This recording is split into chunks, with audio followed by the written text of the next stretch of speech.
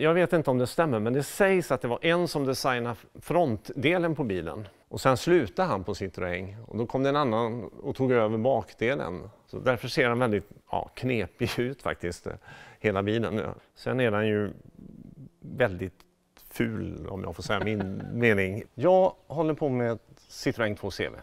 Jag är en 2CV-nörd helt enkelt.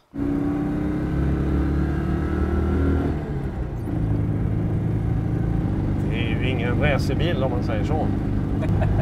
Sen är den ju lite... Wow! Wow! Jag brukar säga det att med en 2CV så kommer man alltid fram. Men man vet inte riktigt när.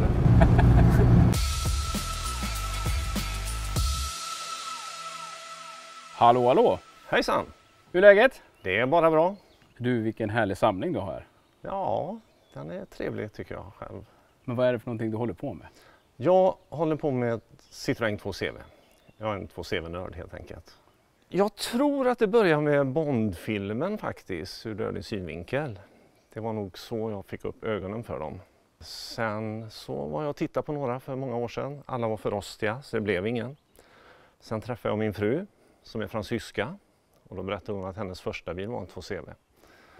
Och då köpte vi en ihop. Och något år efter så började det spåra ur kan man säga. Det är ju inte bara en hobby, jag jobbar ju med det också på heltid. Renovera, reparera och sådär. Så att, det har blivit mer än en hobby. Vi kan börja med att titta på en Charleston från 1988. Som gått 700 mil, så att den är ju helt original. Allting, till och med däcken är original på den.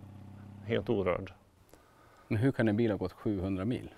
Den har stått på museum i Skåne i över 20 år.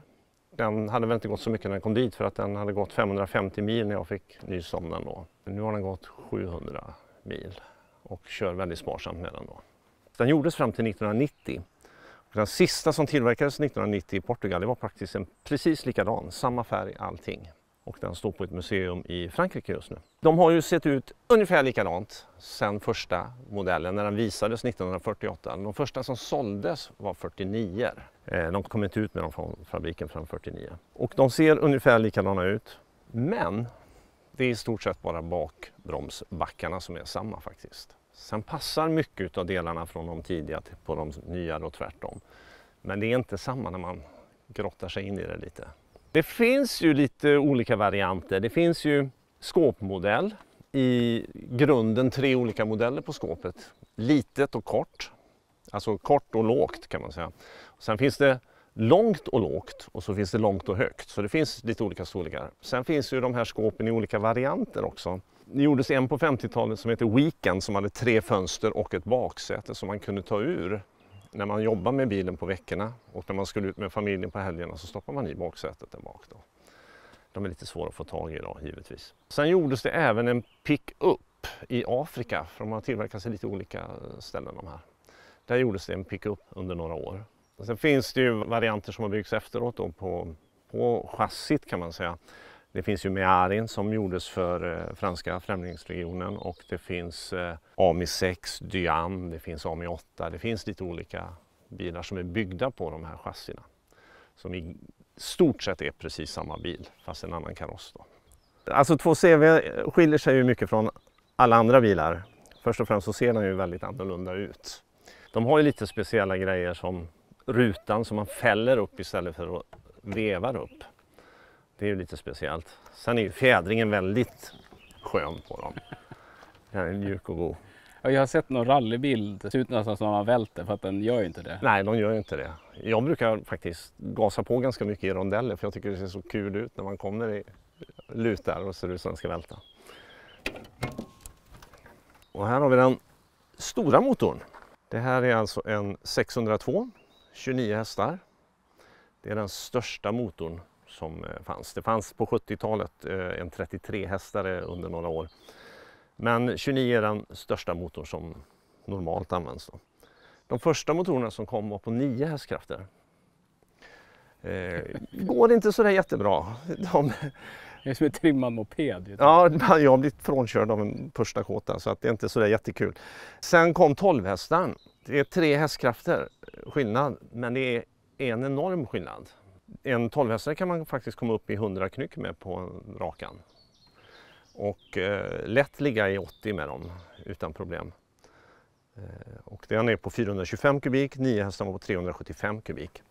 Sen har det kommit en hel del varianter olika under åren då. Det finns 435 kubikare också. Det finns en 18-hästare på 425 kubik också som är ganska populär motor faktiskt. Det är många som sätter i den istället för 12-hästar då.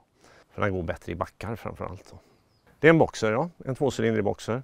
Motorn ser i stort sett likadan ut från första till sista, fast den är mycket mindre då när den är 375 kubik. Så ganska gullig motor om man säger så. Det finns ju olika lampor på dem också. Specialen då, som var den billiga modellen, hade runda lampor. Club, som var den vanliga modellen, hade rektangulära lampor på 80-talet. Många byter till den runda för att de tycker det är finare helt enkelt. Och sen Charleston-modellen som var en lyxigare, de hade kromade runda lampor då. Blinkers kom i Frankrike 1968 på bilarna. 67 fanns det en modell som hette Export som hade en rektangulär blinkers. Men sen den vanliga runda den kom 68 då på alla bilar och sen har den suttit där sen dess till sista modellen helt enkelt. Om vi tittar inne i bilen så är ju det här den senaste versionen. De första var väldigt spartanska. De hade en ratt i stål, en liten hastighetsmätare som sitter här uppe och en voltmätare. Det var väldigt viktigt tyckte fransmännen. Den sitter i mitten. Och stolarna var ju mer campingstolar i första modellen. Det var väldigt mycket campingstolar över det. Också gjorda så att man bara krokade av den och bar ut dem och så hade man någon fika eller satt åt. Mycket trevligt faktiskt. Även baksätet var likadant, man bara krokade av det och tog ut det. Det tog 10 sekunder att ta ut sätet. När man jobbar med dem så märker man hur allting hänger ihop.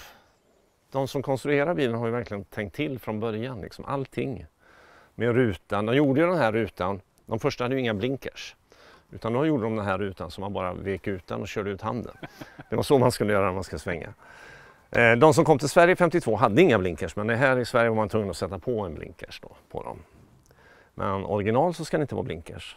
Och samma bak, det fanns bara en lampa bak, den lös på den handmålade skylten på båda sidor. Och så lös den rött bakåt. Det fanns ingen bromsljus, fanns ingenting bak, utan det var bara en röd lampa som lös då, och en reflex. Och ingenting satt i mitten utan allting satt vid sidan om givetvis. Taket rullar man av, det är det på alla utom skåpbilarna. Så är det cabriolet som den kallas, eller taklucka, det är vilket som då. Då kan man rulla hela vägen hit. På de gamla 52orna så var även bagageluckan tak, så man rullade upp bagageluckan. Åt andra hållet då givetvis. Nej, de är väldigt trevliga. Det här är en 52. 52 är de äldsta i Sverige. Först kom det 4 stycken till Sverige som var grå metallic. Det är den första färgerna var det. Från 49 till mitten av 52 var de grå metallic. Sen blev de gråa med gula fälgar och det ska den här vara egentligen då. Men den blev krockad på 60-talet den här bak och då bytte de till en modernare bakramp. Nu har de fått tag i en gammal som man ska sätta på så att den blir original och så ska den lackas grå. Och den här är då original, ska det sitta 9 hästar i den här, men nu sitter det en 12 hästar i den då. Det är bara 3 hästkrafters skillnad, men det är en enorm skillnad när man kör bilen faktiskt. En 9 hästare den gör 50-55 och den här gör 80 utan problem. Om det inte går upp för, då är det problem. Så att så är det. Fram till, jag tror det var februari-mars 53, så hade de inga pressverktyg, så allting är handknackat och bockat för hand och sen svetsat ihop. Så dörrar och skärmar och sånt där till de här, de kallas för mekanodörrar eller mekanoskärmar då, för att det är massa små plåtbitar bara som är ihopsatta. Och de här korrigerade huven som är på de här gamla skiljer sig också då 52 till de här första. Då har de en skarv här och så en skarv här istället för en skarv som går där. Men det var för att de var handknackade. Just den här har grön klass. Det är riktiga campingstolar. Här sitter ju hastighetsmätaren. Och så har man batteriet här då. Väldigt rakratt. Ja, den är kanske inte den skönaste på vintern, men man kör ju inte på vintern längre. Så. Det här är, jag vet faktiskt inte, jag kommer inte ihåg vilken årsmodell det är, men en 86 tror jag. Jag har hört historien från 2 olika. Den här har gått 5500 mil. Det var en gubbe som köpte 3 stycken helt nya. Tog ut den här först, körde med den tills den har gått 5500 mil. Då stannade den. Då ställde han den åt sidan och så tog han ut nästa. Och den har stått sedan dess. Och den ser ju hemsk ut, den ser ut som den har legat på havsbotten nästan. Men den stämmer säkert med milen när man bara tittar in i mekaniken och in i lampor och sånt här, så ser man att det är faktiskt nästan nytt allting på den. Fast den är i bedrövligt skick, men den kommer att bli jättefin. Jag är helt övertygad om. Det här är faktiskt en fransk 59. De flesta 50-talarna som kom till Sverige var från Belgien. Men det här är en fransk 59, så de är ganska ovanliga. Och det skiljer mer än vad man tror på belgiska och franska. Belgarna var ju tokiga att sätta aluminiumlister och aluminiumplåtar överallt som dekoration för att de tyckte det var snyggt. Och de lyckades också trycka in en ruta, var första som tryckte in en ruta i C-stolpen. Och det här är då en fransk utan den rutan och betydligt enklare bil. 59 var också första året i Frankrike som man kunde få en annan färg än grå. Den kom i blått då. Belgarna, de hade nog 10 olika färger 59. De hade hur mycket som helst, men just fransmännen var lite sena med det. Så att den är lite svår att få tag i, just den franska. Det här är då en 2CV Sahara från 1963. Och Saharan är alltså fyrhjulsdriven, har en motor fram och en bak, 13 hästare fram och bak. Har en unik förgasare faktiskt som bara togs fram för denna, och det är för att den skulle klara att köra i 45 graders lutning. Citroën gjorde den här för att konkurrera då med Land Rover och Jeep. Och det gick ju sådär eftersom de bara hann göra 694 stycken totalt. Och det här är den enda i Sverige. Den ska renoveras och den är ju min. Har börjat faktiskt med motorn bak. Kunde inte hålla mig. Jag var tvungen att börja pilla lite med den. Att den är väldigt unik. Det finns troligtvis bara 100 kvar i världen. Oj då. Ja. Och om man tittar här på dörren till exempel, så har man ett hål här. Det har man även på andra sidan. Det är för att komma åt tanken. Det sitter en tank under varje framstol. Och så är det en tank för frammotorn och en för bak då. Så tankar man igenom dörren, helt enkelt. Låter säkert det där. Ja, det hade säkert gått igenom idag, det tror jag. Men sen då så sitter det då en motor bak. Nu är det ingen motor bak för den håller jag på att renovera. Verkar ju som en ganska enkel lösning att slänga in en motor bak för att få den fyrhjulsdriven. Men det var nog allt annat än enkelt, för att det finns ingenting som är samma på den här som på en vanlig 2CV i stort sett. Det enda som är samma i plåt är rutramen och bakdörrarna. Inget annat är samma. Chassit är helt annat uppbyggt. Allting är specialgjort då. Så att det är egentligen 2 helt olika bilar, men de ser likadana ut då. Ja, man har 2 startnycklar här också på den här. Längst bort där. Man har 2 nycklar och 2 startknappar. Så man startar först ena motorn och sen den andra motorn. På Sahara så är det ju också då en väldigt speciell motorhuv, eftersom det satt en motor där reservhjulet ska vara. Så man är tvungen att lägga det i huven. Men det är ju inte bara så att de har gjort ett hål för hjulet, utan den är ju inte korrigerad heller den här. Så att även här skiljer huven sig från en vanlig 2CV som har korrigerad plåt. Men här är den ju helt slät. Jag är väldigt glad över den här, att jag kom över den här. Det är en mycket trevlig bil och jag kommer att köra som tusan med den när den blir klar. Det är jag helt säker på. Det här är en kundbil. Det är en Acca Dyan, det är alltså en Dyan-skåp. Som kom hit utan golv. Den var extremt rostig i golvet. Så att jag har bytt golv och den här biten, även runt rutan, det var helt borta. Den här var borta också. Den här fanns inte att få tag i, så det fick jag bocka till själv. Men nu finns det golv och ser ganska trevligt ut. Fanns alltså ingenting. Trösklarna fanns inte heller så att det var också byggt på. En gammal fångbil eller vad är det? Jag vet inte, det är vad de har haft. Den har gått i Spanien tror jag faktiskt. Jag tror han nämnde det. Jag kan blanda ihop det med någon annan, men jag tror att den här har gått i Spanien. Så de har kört bröd eller något med den kanske. De är ju väldigt populära skåpen. Alltså det. Jag har även startat upp den, för han sa att den har aldrig varit igång, men den var faktiskt inga större problem att starta upp.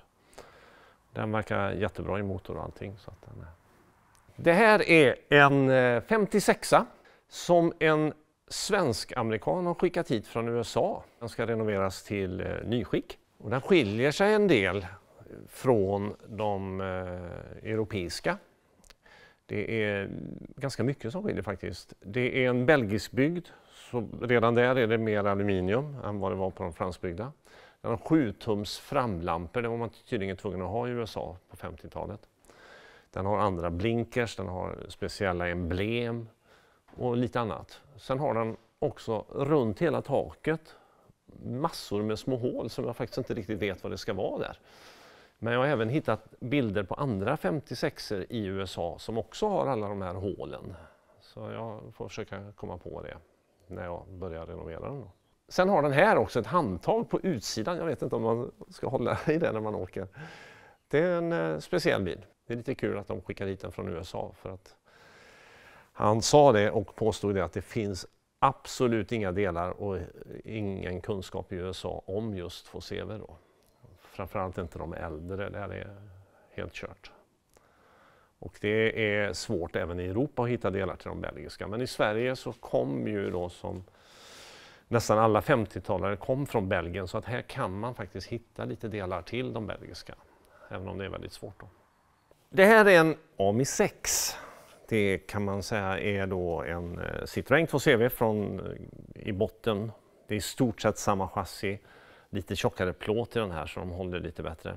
Samma motor i stort sett allting, samma konstruktion. Men då en helt annan kaross då. Som är ganska bra komfort i faktiskt. Sen är den ju väldigt ful om jag får säga min mening. Men jag är inte så där jätteförtjust i just AMI 6. Men speciell bil, trevlig bil att köra är den absolut. Och ganska ovanlig. Var hittade du den här någonstans då? Den har jag faktiskt ärvt av en gubbe som tyckte att jag skulle ha den här. Och det var ju jättesnällt. Jag kommer inte att sälja den, jag vet inte riktigt vad jag ska göra med den. Jag har en idé om en KitKar-kaross till den eller någonting. För att det känns fel att sälja av den eftersom jag har fått den då. Så att, det blir nog att jag sätter på någon annan kaross faktiskt. Jag gillar ju original, men jag gillar ju även ombyggt faktiskt. Jag är lite freak av det mesta där. Jag vet inte om det stämmer, men det sägs att det var en som designade frontdelen på bilen. Och sen slutade han på Citroën och då kom det en annan och tog över bakdelen. Det sägs att det är så. Så därför ser den väldigt knepig ut faktiskt, hela bilen. Jag vet ju inte om han slutade frivilligt, han som gjorde fronten, eller om han fick sparken. Det sägs att det är så. Jag vet inte om det stämmer, men det är vad jag har hört rykten om i alla fall. Här har vi en 82 som jag håller på att renovera åt en kund. Bottenplattan, chassit då, och allting under är färdigt. Motorn är renoverad och provkörd och växellådan också. Allting är i ordning gjort. Jag väntar på karossen som är hos lackaren nu. Hoppas att den kommer väldigt snart, så ska jag sätta fart och göra klart resten. Säten och allting står färdigt till den så att det ska bli riktigt kul. Här ser man ju hela konstruktionen med fjäderburkarna och axlarna som går ut. Det är 2 fjädrar och så dras de ihop när man gungar. Mycket finurlig och bra konstruktion. Konstigt att det inte är fler bilar som har det faktiskt. Men lättskruvat ser det ut att vara. Ja, det är relativt lättskruvat. Sen man behöver lite specialverktyg till dem. Det är lite udda storlek på bultar och muttrar. Det har som håller bromstrumman bak en 44 mutter. Liksom. 44ans hylsa, det går man inte till Biltema och köper direkt. Alltså det kan jag säga. Att det är lite specialverktyg som behövs på dem. Men det Det är lättskruvat, det är väldigt roligt, men sen så ska det ställas in på rätt sätt också. Det är inte lika lätt alltid. Det här är våran lilla butik faktiskt som vi har. Vi säljer lite delar över hela landet och även i Norge. Här är bland annat den här 44-hylsan som jag pratade om. Den är ganska grov för en sån liten bil. Här är motorer som är renoverade som ska i bilarna där nere. Renovera motorer är ju väldigt roligt så att det är lätt att man renoverar dem först faktiskt. Men har de då svaga länkar de här bilarna då? Rost. Absolut, rost. Det är den svaga länken på dem. Sen är de moderna bilarna, om man säger så, de från 70 och nyare som har 602-motorn. Det är ju en extremt bra motor. Alltså. När vi klyver en sån motor och kollar lager och vevaxel och allting. Det är inte ofta vi behöver byta någon vevaxel på dem. Utan de är extremt fina. Däremot 425 så får man nästan alltid byta vevaxeln. Men det var också så att de hade inga oljefilter eller någonting och körts lite hårdare kanske och lite längre. Men 602-motorerna är jättefina. Det här är en kundbil som har kommit hit som är lite olika småfel på. Och han vill att jag ska lackera och göra ordning hela motorrummet och motorn och allting så att det blir som nytt. Bilen i sig är jättebra, den har bara gått 4000 mil så det är en jättefin bil. Och när man ska skruva med en 2CV med motorn, det minsta lilla man ska göra, då tar man av skärmarna, tar några minuter, man tar av huven, den drar man bara rätt av. Så kommer man åt allting hur lätt som helst och det är ju jättesmidigt. Och här har vi motorn, jag har precis börjat med den, bytt glasögonpackningar som det heter. Så att det hade börjat läcka på den ena. Och även bytt lamell och tryckplatta då. Det är ju ingen jättepjäs. Nej, det finns ju större motorer om man säger så. Men det finns även mindre. Men det här är ju den stora motorn. Fast den är ju inte stor alltså. Det är en 602 det här då.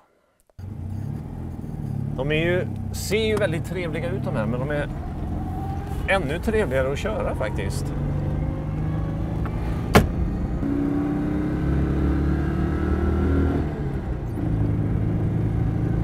Det är ju ingen racerbil om man säger så. Men den är pigg ändå tycker jag. Ja, det fungerar bra med 29 hästar. Sen är den ju lite... Wow! Wow! Wow. Ja, de är roliga. Och ju, som jag sa, ju äldre de är ännu gungigare än de äldre. Men det är en skön bil. Lagom att ligga i 80-90. Jag brukar säga det att med en 2CV så kommer man alltid fram. Men man vet inte riktigt när.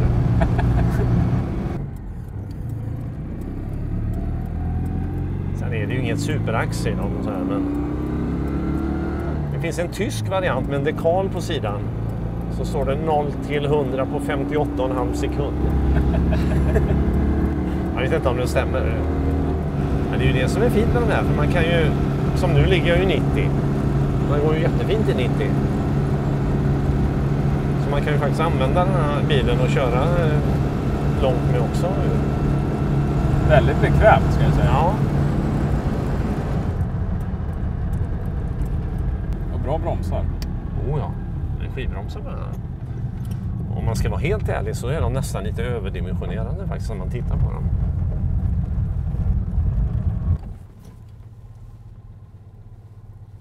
Så. Hörru, vilka roliga bilar. Ja, de är trevliga. Mycket trevliga tycker jag. Vad blir det för planer i sommar då?